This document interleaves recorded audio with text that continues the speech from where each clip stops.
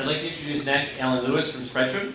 Alan has been focused on block level and top level design and verification of highly integrated RF transceivers for the past 10 years. Alan is currently Senior Director of RF IC Design at Spreadrum Communications. Previously, he was a mixed signal design engineer.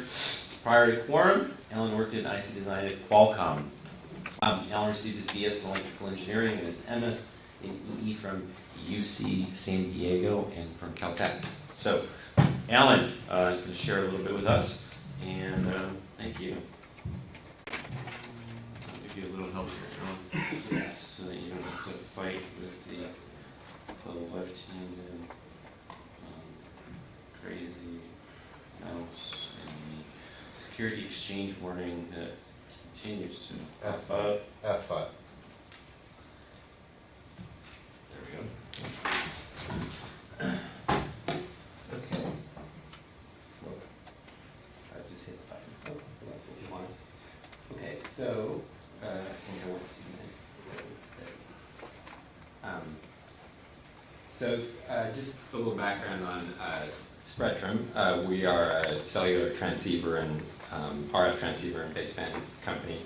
We have an RF design team in San Diego, and then the vast majority of the rest of the company is based in Shanghai. The team in San Diego is a team of maybe about 50, and we were originally Quorum Systems, and we were acquired a few years back. So there's been a gradual integration process over the past few years to try to merge the development of these sites. So the design environment, we had a need probably about 2 years ago, finally. We had standalone RF transceivers, and then finally we wanted to integrate the analog baseband portion with the rest of the RF transceiver to reduce costs. And we had this need to merge these designs. Previously we've been able to do our own things, and then predictably, as soon as we tried to combine those things, everything fell apart. The design environment is totally different, was totally different. Data transfer was a pain. And repetitive and required IT support, and you don't really want to go there. And there's a lot of lack of certainty about what had been delivered and whether it was everything we wanted, whether it had been incorporated into the design properly and with the correct version of it, because sometimes the file names were the same. It was a mess. So obviously there was a massive risk of just taping out the wrong design. We didn't actually do that, I'm happy to say, even though we did do this process for 1 or 2 iterations, but if nothing else, it was a waste of a lot of engineering time and resources. So in addition, if there were metal revisions, we had to do those in San Diego exclusively to make sure that everything was still the same, even if Shanghai was the one pushing those changes. We had very low performance if we were traveling to Shanghai and we needed to access our design data in San Diego. That's a VNC session, right? We didn't have any of the infrastructure in place, so we were building sort of from the ground up. Even there's a link, but short of that, there's not much else. And so that meant lower levels of integration and higher costs, and it was causing us to slow down. We couldn't deliver the designs on time. So we employed IC Manage in 2012, I think, is when we first deployed it. We had a main server in San Diego and a proxy server, super proxy in Shanghai. And I did some work on the PDK and the environment side to make sure that things were unified and common, and the environmental variables were all uniform. And in conjunction with the triggers in IC Manage, that means that the user can just create a workspace and everything's always the same. I think this is a relatively typical experience for this sort of transition, but for us it was very beneficial. We can run these tape outs at either site now. We have very fast remote site performance when we're traveling. Obviously we can just create our own workspace in Shanghai, and it's like we're in San Diego. There's really not any difference. And if you need to VNC to cancel your checkouts in San Diego, you can do that, and then you come back and you work locally. And the result has been that, with the RF transceivers that we've designed within IC Manage, we've shipped hundreds of millions of those. And we have a very small design team. It's, about 40 people total. So I feel like we've done very well with this tool. So let me transition here to a couple of the problems that kind of cropped up with moving to a design management system. You know, users were used to all working in the same library and concurrently, which was chaotic. That was the old way at Quorum. Now we had workspaces, but people had to get used to waiting for those things to populate, the time it took, the disk space it takes up, and you know, the churn of having to clean those and figure out how to fit under your quota was time-consuming and frustrating for the end users. So, one of the things that was suggested by IC Manage is to look into using their views tool. So IC Manage Views is a way of virtualizing your workspace. You can, rather than waiting however long it takes to populate your workspace, it's nearly instant. It's just 1 to 2 seconds. You sync the workspace, and then it's virtually there. It's located on your local machine, and all the files are displayed virtually.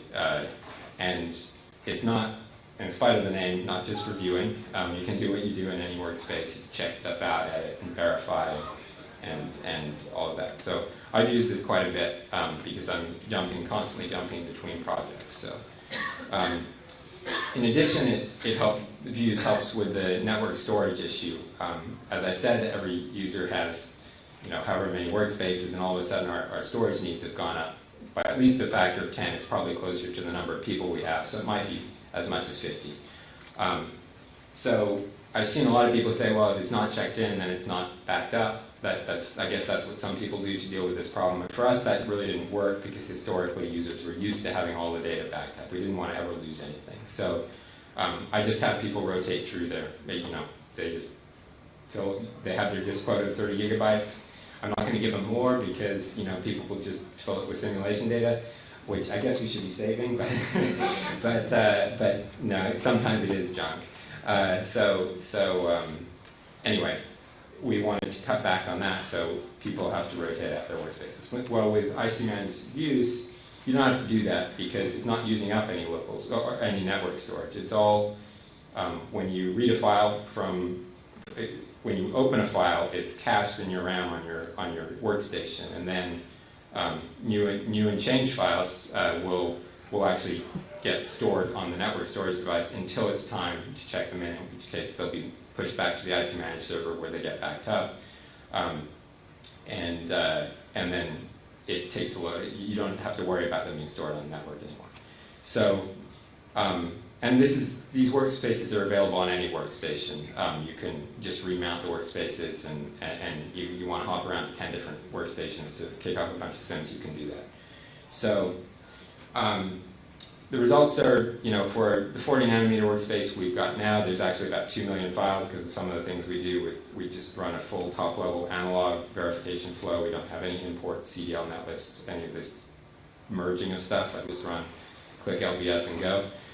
So that makes for a big workspace, and that would normally take 20 to 30 minutes.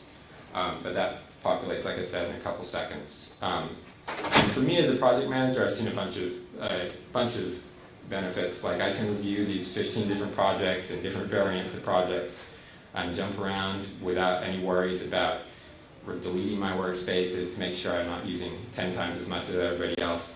And it's fast too. So I can quickly jump onto a project and see where people are at and see what's checked out and who's working on what. So it's very helpful. And again, the storage is minimal because it's only the stuff that's changing. So that's on the network device. And it's not in widespread use yet in my group, but people have already quickly created workspace to make minor changes. And in addition, our digital team often likes to be able to view the analog top level, and they'll just use views to do that because it's very quick. It's the pain-free solution to. They run a different. They do not use IC Manage for their digital design management. So, but they can use this to access the schematics and see what's going on and make sure everything's right.